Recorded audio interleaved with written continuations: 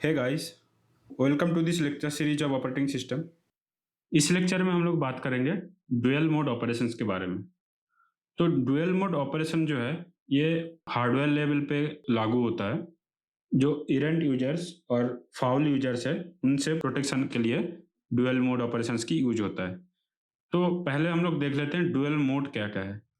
तो एक मोड है कर्नेल मोड, दूसरा है यूजर मोड। तो कर्नेल मोड को प्रिविलेज्ड मोड भी कहा जाता है और यूजर मोड को अनप्रिविलेज्ड मोड कहा जाता है। कर्नेल मोड में सारे टाइप के ऑपरेशंस और जो मेमोरी है उसको पूरा मेमोरी का एक्सेस रहता है। लेकिन यूजर मोड में कुछ लिमिटेड ऑपरेशंस और पूरा मेमोरी का एक्सेस नहीं रहता है। इसीलिए ये यूज होता है डुअल मोड ऑपरेशन। इसीलिए जो यूजर प्रोग्राम का जो इंस्ट्रक्शन है वो यूजर मोड में एग्जीक्यूट होता है ताकि उसको जो मेमोरी है उसका पूरा एक्सेस ना मिले और ये सारे टाइप का इंस्ट्रक्शन एग्जीक्यूट करके कोई हार्म ना पहुंचा सके सिस्टम को। इसीलिए ये जो इंस्ट्रक्शन है इसको दोनों मोड में एग्जीक्यूट किया जाता है, एक कर्नेल मोड है और एक यूजर मोड है। और ये सोलली ऑपरेटिंग सिस्टम का डिसीजन है कि कौन सी इंस्ट्रक्शन को कौन से मोड में चलाना है।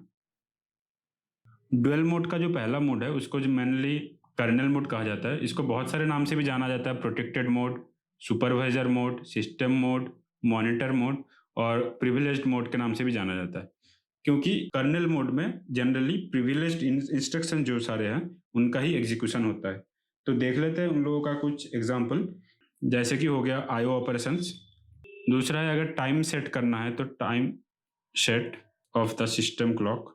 तीसरा क्लियरिंग मेमोरी मैप और चेंजिंग मेमोरी मैप। चौथा कॉन्टेक्स्ट स्विचिंग के लिए जितना भी इंस्ट्रक्शंस है वो भी कर्नेल मोड पे ही एग्जीक्यूट होता है। कॉन्टेक्स्ट स्विचिंग के बारे में हम लोग जब प्रोसेस मैनेजमेंट पढ़ेंगे उस टाइम हम लोग डिटेल्स में जानेंगे। और डिसेबलिंग द इंटरप्ट्स। तो ये कुछ एग्जाम्पल हो गए कर्नेल मोड के, और भी बहुत सारे हैं। अब देख लेते हैं जो दूसरा मोड है यूजर मोड और नॉन प्रिविलेज्ड मोड। तो इस मोड में जो है जितने भी नॉन प्रिविलेज्ड इंस्ट्रक्शन है उसका एग्जीक्यूट होता है। जैसे read the status of the processor, कि प्रोसेसर बिजी है या खाली है, तो ये बस रीड करना है। तो उसके लिए मुझे कर्नेल मोड की ज़रूरत नहीं है, यूजर मोड ही काफ़ी है।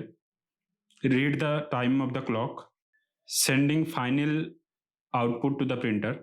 तो ये भी कुछ एग्जांपल्स हो गए जो यूजर मोड है या नॉन प्रिविलेज्ड मोड है उसमें से जो इंस्ट्रक्शन आता है उसके अंदर, उसका कुछ एग्जांपल है ये कुछ इंपॉर्टेंट पॉइंट्स है डुअल मोड ऑपरेशन के बारे में। कि जो ऑपरेटिंग सिस्टम है, जो मैंने पहले क्लास में बोला था, ऑपरेटिंग सिस्टम भी जो है वो भी एक सॉफ्टवेयर है, मतलब कुछ लाइन्स ऑफ कोड है, तो वो भी एक इंस्ट्रक्शंस ही है।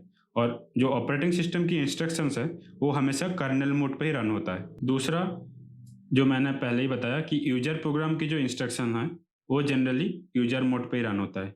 लेकिन अगर यूजर प्रोग्राम को अगर ओएस से कुछ सर्विस या रिसोर्स के लिए रिक्वेस्ट करना है तो उसको एक स्पेशल टाइप का कॉल्स सिस्टम कॉल की ज़रूरत पड़ता है।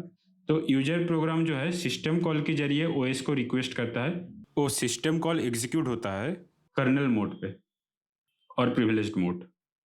तो हार्डवेयर का कैसे पता चलेगा कि ये जो इंस्ट्रक्शन है उसको प्रिविलेज मोड पे एग्जीक्यूट करना है या नॉन प्रिविलेज मोड पे एग्जीक्यूट करना है? तो उसके लिए मोड बीट होता है। इसके दो ही वैल्यू होते हैं, या तो 1 होता है या तो 0 होता है। अगर 1 है तो इसका मतलब वो यूजर मोड पे होगा, अगर वो 0 है तो वो कर्नेल मोड पे होगा। तो उसके लिए हमें मोड स्विचिंग की ज़रूरत है। अगर कुछ इंस्ट्रक्शन जो है यूजर मोड पे रन हो रहा था, तो मुझे उसके बाद जो इंस्ट्रक्शन आ रहा है मुझे वो कर्नेल मोड पे रन कराना है। तो मुझे मोड का जो है चेंज करना है, तो उसको बोलते हैं मोड स्विच। और जो मोड स्विच है वो बहुत ही कम समय लेता है कॉन्टेक्स्ट स्विच से।